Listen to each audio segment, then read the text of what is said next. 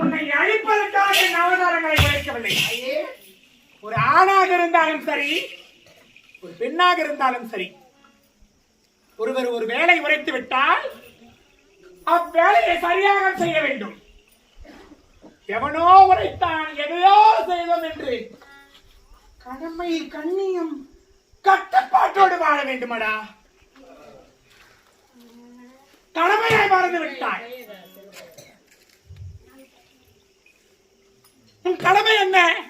உலகத்தில் இருந்த இந்த வயோசுதாப்பட்டத்துக்கு உயிரை கலந்து வருவது மூர்த்திகளிட்ட கட்டளை. நீ என்ன வேலை செய்தாய்? அவனுடைய விதியானது சனிக்கிழமை தான் முடிகிறது. வெள்ளிக்கிழமை ஏன் பிடித்தாய்? ஏன் பிடித்தாய்? அவரை புரிந்து விட்டேன் தாயே. இவள் அம்மா என்று அழைப்பதற்கு முன்பதாக நீ அம்மா என்று அழைத்திருந்தாள். அவள் ஒரு மனித பிறவியடா. நீ யார்? தேவலோகத்தை சேர்ந்தவன், எங்களில் அரசக்தி உள்ளவன். உனக்கு நான் அருள்பாவிக்க வரமாட்டேனா? வைத்திருப்பாய்.